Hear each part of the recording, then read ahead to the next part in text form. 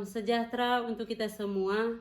Assalamualaikum warahmatullahi wabarakatuh.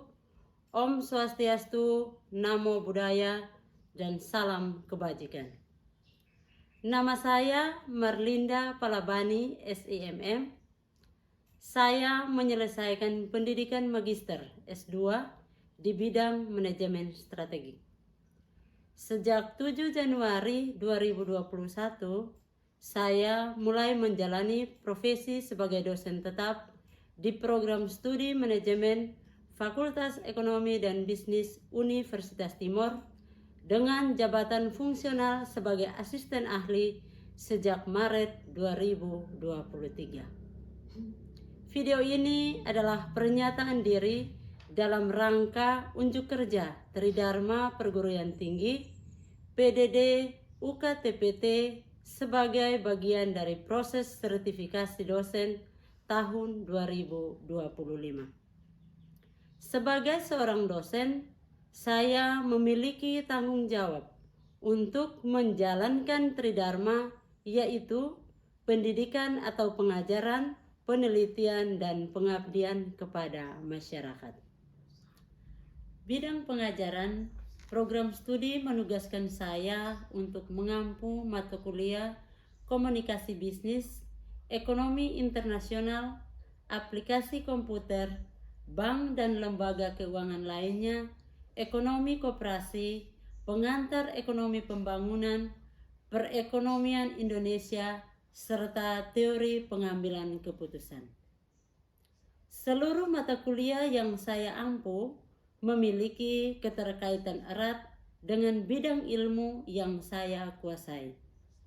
Selain itu, mata kuliah ini merupakan bagian dari kurikulum wajib bagi mahasiswa program studi manajemen dan berperan besar dalam memperluas wawasan mahasiswa, memperdalam pemahaman mereka tentang berbagai aspek ekonomi, serta mempersiapkan mereka untuk menghadapi tantangan profesional yang semakin kompleks.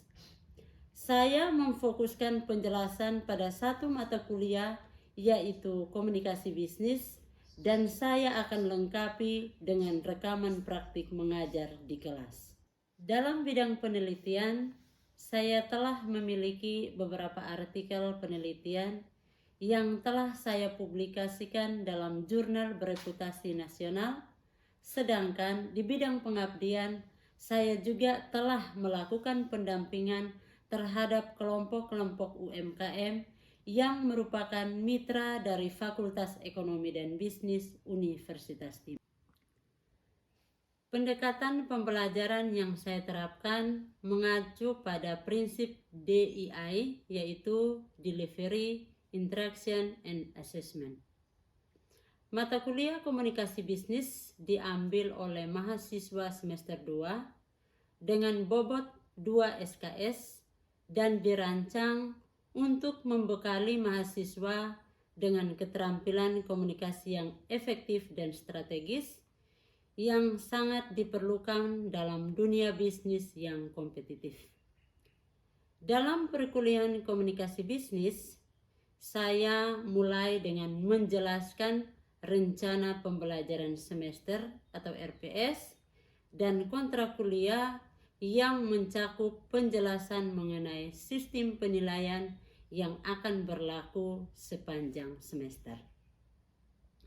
Capaian pembelajaran mata kuliah komunikasi bisnis berupa mahasiswa memiliki kemampuan untuk memahami dan menerapkan konsep-konsep komunikasi dalam konteks dunia bisnis, serta mampu mengembangkan keterampilan komunikasi yang dibutuhkan untuk sukses dalam lingkungan bisnis, baik itu dalam konteks internal organisasi, hubungan dengan klien, maupun komunikasi lintas budaya dan negara. Untuk metode perkuliahan, saya menggunakan pendekatan presentasi kelompok. Setiap bab mata kuliah dibagikan kepada mahasiswa dalam bentuk kelompok yang terdiri dari 4 orang mahasiswa.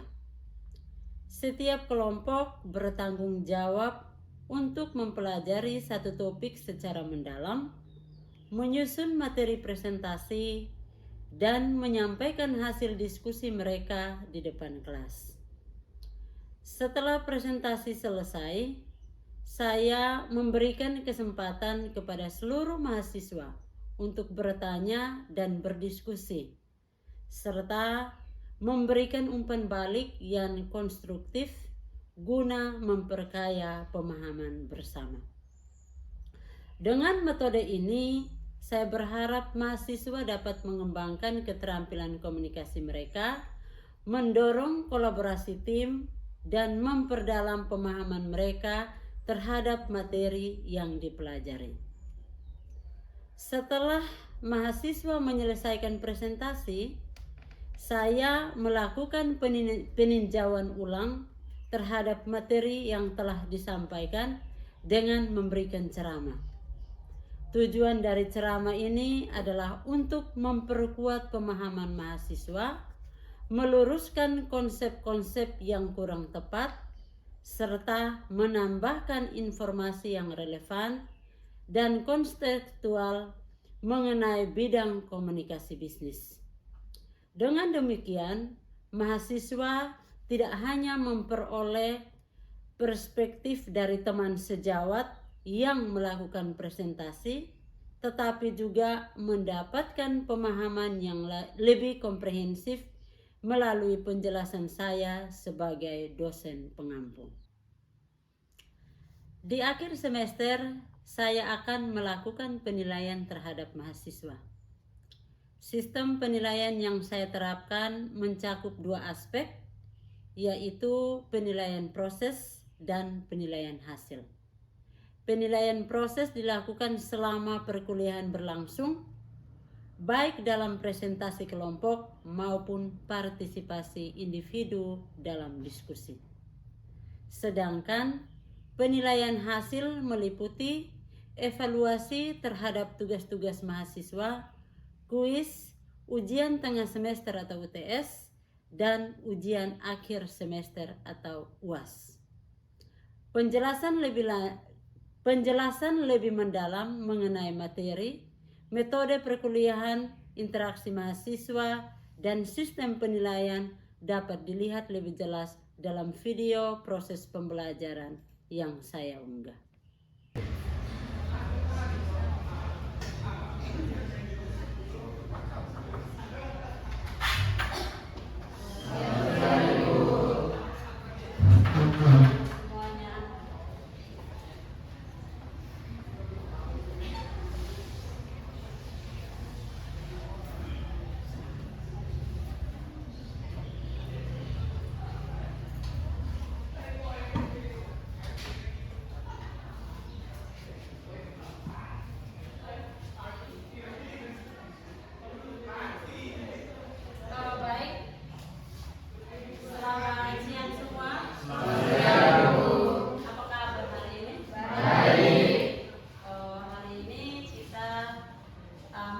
Perkuliahan kita, mata kuliah komunikasi bisnis.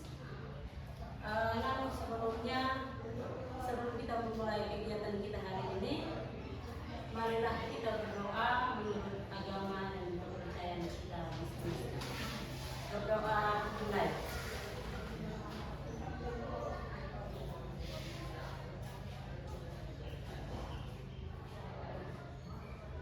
Berdoa selesai. Baik,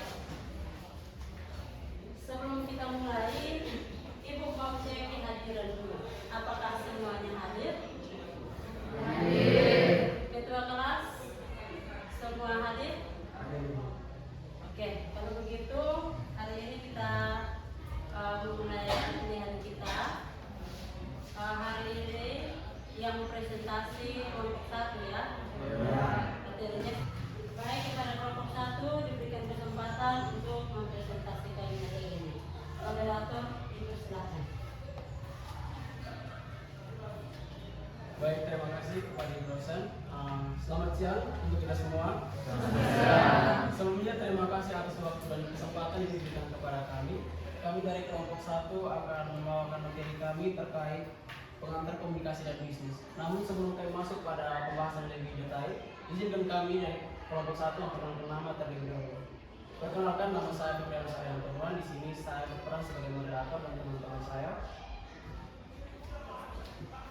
Kenalkan, nama saya Mariana Lisa, di sini sebagai pengajar.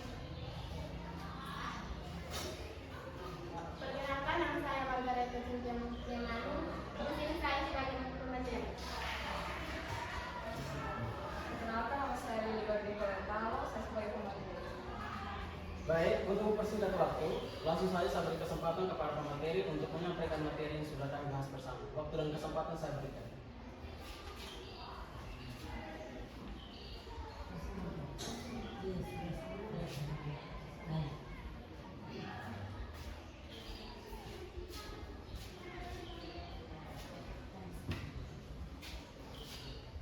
Pengertian dan fungsi dari komunikasi bisnis. Pengertian komunikasi adalah proses pertukaran informasi, ide, pikiran atau pesan antara dua pihak atau lebih yang dapat dilakukan secara verbal, non-verbal atau tertulis.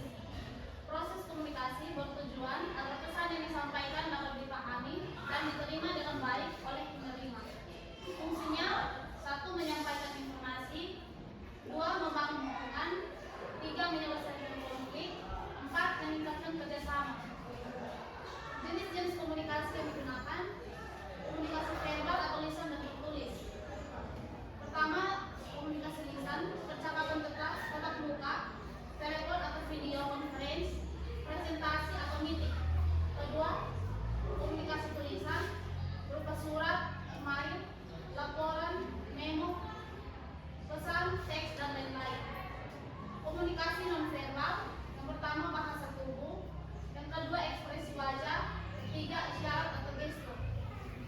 Proses komunikasi, langkah-langkah dalam proses komunikasi: yang pertama pengirim atau sender, kedua pesan atau message, 3 media atau channel, 4 penerima atau receiver, 5 umpan balik atau feedback, 6 gangguan atau noise. Yang berikut komunikasi bisnis dalam era digital. Yang pertama, email dan pesan instan. Kecepatan dan kemudahan, namun harus tetap menjaga formalitas dan kejelasan. Yang kedua, media sosial, yaitu membangun citra perusahaan dan hubungan dengan pelanggan. Yang ketiga, video konferensi, itu mengganti pertemuan tatap muka, terutama di masa pandemi. Yang berikut ketiga dalam komunikasi bisnis. Yang pertama, kejujuran dan transparansi. Yang kedua, menghormati waktu dan privasi orang lain. Yang ketiga, menghindari bahasa yang tidak profesional. Yang keempat, membangun kepercayaan dan integritas. Yang kelima, kepatuhan terhadap aturan perusahaan. Kesimpulan, yang pertama, komunikasi bisnis yang baik dapat meningkatkan produktivitas, hubungan interpersonal, dan minimalkan konflik. Yang kedua, penting untuk memahami jenis-jenis komunikasi, strategi yang efektif, serta etika yang diterapkan.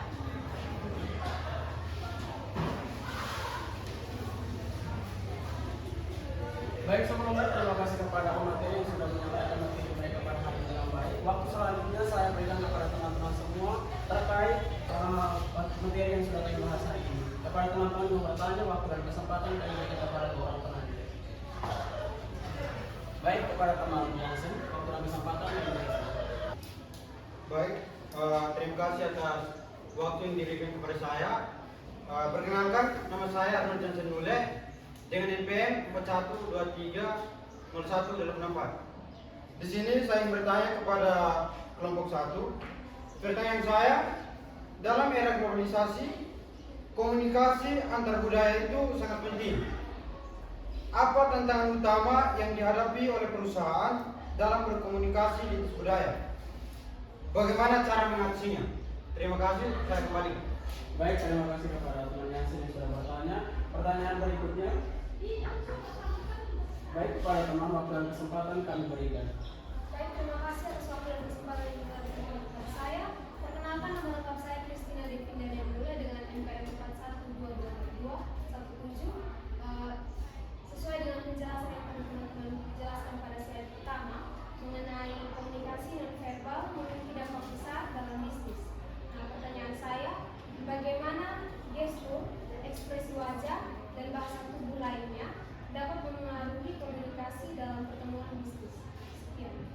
Baik, terima kasih kepada teman. Untuk memperjelas kembali pertanyaan, saya akan mengulangi pertanyaan dari kedua teman kepada pemateri. Pertanyaan pertama, dalam era globalisasi, komunikasi antara budaya semakin penting. Apa tantangan utama yang dihadapi oleh perusahaan dalam berkomunikasi lintas budaya? Bagaimana cara mengatasinya? Lalu yang pertanyaan kedua, berkaitan dengan komunikasi nonverbal, memiliki dampak besar dalam bisnis. Bagaimana justru ekspresi wajah dan bahasa tubuh lain yang mempengaruhi komunikasi dan pertemuan. Baik, waktu selanjutnya kami meminta waktu kepada teman-teman semua untuk kami bisa mendiskusikan kembali pertanyaan-pertanyaan yang sudah diberikan. Sekian. Baik, kami akan menjawab pertanyaan pertama dari teman Yansen. Bunyi pertanyaannya, dalam era globalisasi, komunikasi antara budaya semakin penting. Apa tantangan utama yang dihadapi oleh perusahaan dalam komunikasi dan memiliki sebuah budaya? Baik, yang pertama adalah perbedaan bahasa. Kesalahan penerjemahan atau penggunaan istilah yang ambigu bisa menimbulkan kesalahpahaman serius, apalagi jika tidak memahami makna kognitif bahasa setempat. Lalu yang kedua, nilai dan norma sosial yang berbeda. Setiap budaya punya pandangan sendiri tentang apa yang sopan, tabu atau wajar. Komunikasi yang dianggap netral di suatu budaya bisa menyinggung budaya lain. Yang ketiga, gaya komunikasi yang berbeda. Ada budaya yang banyak mengandalkan bahasa non-verbal seperti Jepang dan low konteks, langsung dan ekspresif seperti Jerman atau US. Perusahaan harus memahami gaya ini agar pesan diterima dengan tepat. Yang keempat, perbedaan persepsi terhadap hierarki dan kekuasaan. Budaya dengan coexistence tinggi, misalnya banyak negara Asia, menghargai komunikasi formal dengan atasan, sedangkan budaya dengan coexistence rendah, misalnya Skandinavia atau lebih kita. Yang kelima, persangka budaya. Jika tidak berhati-hati atau asumsi atau stereotipia yang keliru bisa menghambat kepercayaan dan mengganggu kerjasama. Yang keenam, perbedaan etika bisnis. Norma tentang waktu, kejujuran, atau hadiah bisnis berbeda-beda. Misalnya memberi hadiah bisa dianggap wajar di suatu negara, tetapi bisa dianggap suap di negara lain. Yang terakhir, hambatan teknologi dan media. Preferensi dan akses terhadap media komunikasi juga bervariasi di beberapa negara. Komunikasi tatap muka masih lebih dihargai dibandingkan email atau pesan singkat. Sekian. Apakah ada tanggapan dari temannya sendiri? Kami berikan kesempatan. Terima kasih atas jawabannya, Pak. Baik, kami akan menjawab Baik, pertanyaan. moderator. Ya, silakan. Ibu mau menambahkan sedikit berkaitan dengan pertanyaan tadi. Pertanyaan tadi itu yang dimaksud itu berkaitan dengan komunikasi antar budaya. Komunikasi antar budaya itu pasti berbeda-beda. Oleh karena itu, yang ada harus adanya penyesuaian. Karena kalau kita dari budaya yang berbeda, kita tidak tahu budaya yang lain, itu bisa menimbulkan hambatan. Oleh karena itu, penyesuaian pada budaya lain itu sangat penting. Oke, dari Ibu sekian, mungkin dilanjutkan. Baik, terima kasih Ibu. Kami akan melanjutkan jawab dari pertanyaan yang kedua. Baik, terima kasih atas kesempatan yang diberikan kepada saya. Di sini saya akan menjawab pertanyaan dari Kakak Ida, di mana bagaimana gestur, ekspresi wajah dan bahasa tubuh lainnya mempengaruhi komunikasi dalam pertemuan bisnis. Jadi untuk gestur dan ekspresi wajah membantu memperkuat pesan verbal. Dari antara senyuman, kontak mata dan anggukan kepala bisa menunjukkan rasa hormat, perhatian dan keterbukaan. Lalu yang kedua adalah bahasa tubuh yang positif, seperti postur tegak dan terbuka, memberikan kesan percaya diri dan profesional. Lalu selanjutnya, sebaliknya dengan bahasa tubuh negatif, di mana seperti menyilangkan tangan, menghindari tatapan atau sering melihat jam bisa dianggap sebagai tanda tidak tertarik atau tidak sopan. Lalu yang terakhir, dalam komunikasi lintas budaya, artinya gestur bisa berbeda sehingga penting untuk memahami konteks budaya. Mungkin sekian dari saya. Bagaimana tanggapan dari teman sendiri? Apakah ada tanggapan balik? Terima kasih jawabannya dari Ibu. Apakah masih ada tanggapan dari teman-teman semua? Dari teman-teman yang lain mungkin ada pertanyaan lain ataukah ada sanggahan? Pas. Kalau pas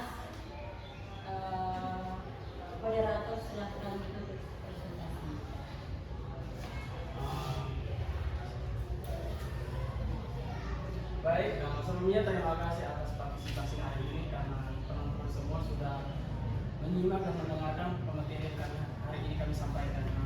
Sebelumnya kami selaku pemateri meminta maaf jika terdapat kekurangan dan kelebihan dari materi yang kami dapatkan hari ini. Waktu sekian dan terima kasih kami kembali kepada Ibu untuk lebih menjelaskan tentang materi hari ini. Sekian. Oke. Terima kasih kepada kelompok 1 yang telah mempresentasikan materinya dengan baik berkaitan dengan pengantar komunikasi bisnis. Sebelum kita mereview kembali, teman-teman kelompok 1 silahkan kembali. Komunikasi itu adalah proses pertukaran informasi atau ide atau sebuah pikiran atau pesan antar dua pihak atau lebih yang dapat dilakukan secara verbal maupun non-verbal.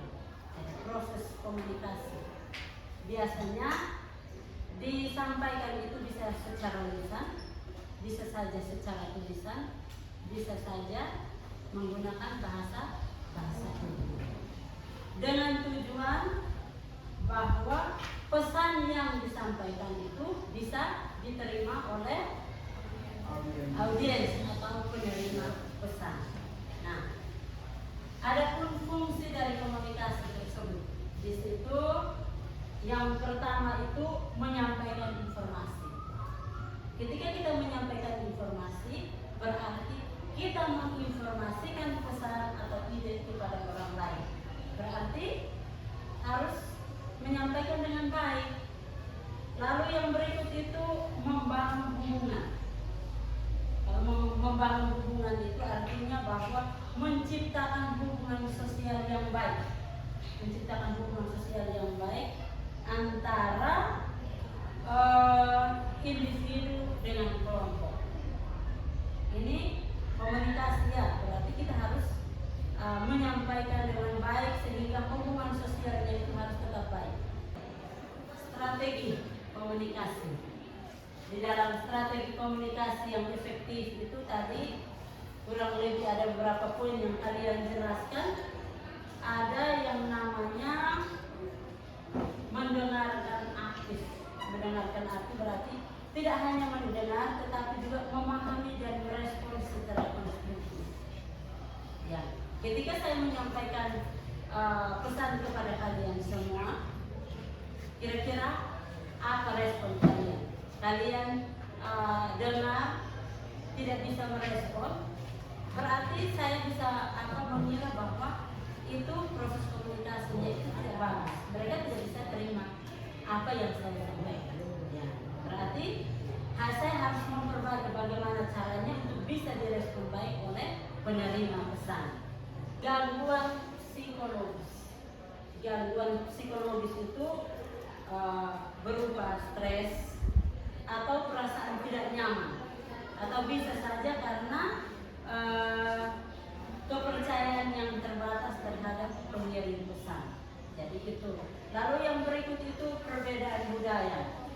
Perbedaan budaya itu berupa cara berpikir, ada bahasa, ada nilai-nilai dan juga kebiasaan antar individu atau kelompok. Tentu setiap daerah itu punya kebiasaan tersendiri. Selain bahasa, bisa saja karena kebiasaan. Ya. Lalu yang keempat itu berupa bahasa dan terminologi yang tidak tepat. Jadi penggunaan kata-kata atau istilah yang tidak jelas atau sulit dipahami oleh penerima. Artinya bahwa pesan yang disampaikan menggunakan bahasa-bahasa yang sangat tinggi yang tidak mampu diterima oleh si penerima. Bisa dimengerti? Bisa. Mengantuk ya? Tidak. Oke, sedikit lagi berkaitan dengan etika dalam berkomunikasi. Ya, tentunya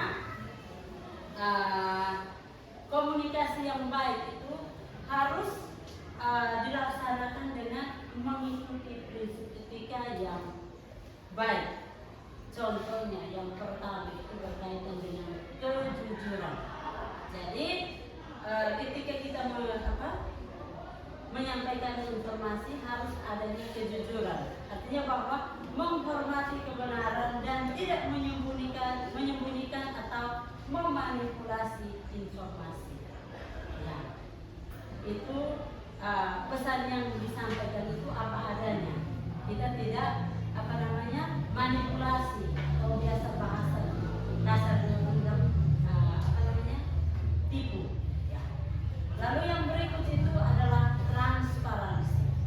Di dalam ketika berkomunikasi perlu adanya transparansi karena di dalam transparansi itu memberikan informasi yang jelas dan terbuka kepada semua pihak. Informasi yang disampaikan itu tidak sembunyi-sembunyi. Kita terbuka untuk semua pihak. Ya. Lalu yang berikut itu rasa hormat. Di dalam rasa hormat ini menghargai perbedaan pendapat dan menghormati audiens. Ketika kita menyampaikan informasi, ada tanggapan balik dari audiens, ya kita harus menerima karena itu merupakan sebuah etika dalam berkomunikasi. Kalau ketika orang kasih sangka bilang, oh tidak bisa, stop, berarti itu etikanya tidak bagus. Ya. Lalu yang berikut itu adalah kepercayaan. Kepercayaan di sini bahwa memastikan pesan yang disampaikan itu dapat dipercaya dan sesuai dengan nilai-nilai yang ada. Ya. Tadi pada poin pertama ada kejujuran, ada transparansi, ada rasa hormat, maka kepercayaan itu pun harus perlu ada. Lalu yang terakhir itu adalah tanggung jawab. Tanggung jawab itu maksudnya bahwa mengakui konsekuensi dari pesan yang disampaikan. Apa yang sudah kita sampaikan, kita harus bertanggung jawab atas pesan yang kita sampaikan. Ya, jangan sampai kita menyampaikan pesan itu, setelah itu ketika ditanya kita bilang, oh bukan saya, itu bukan tanggung jawab. Ya. Dari tadi penjelasan itu mungkin ada yang mau bertanya? Ya? Pas? Oke. Kalau sudah pas, maka pertemuan kita hari ini cukup sekian. Kita akhiri pertemuan kita. Untuk kehadirannya tadi semua hadir ya? Tidak ada yang nanti kita bertemu di minggu depan. Mohon maaf apabila dalam pertemuan kita hari ini ada hal-hal yang kurang berkenan. Selamat siang untuk kita semua. Namun sebelumnya mungkin kita akhiri dengan doa ya. Karena tadi kita awali dengan doa, maka akhirnya dengan doa. Marilah kita berdoa menurut keyakinan dan kepercayaan kita masing-masing. Berdoa mulai.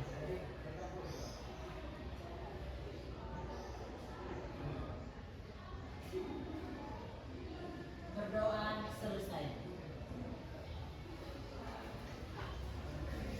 Oke. Sekali lagi terima kasih dan selamat siang untuk kita semua.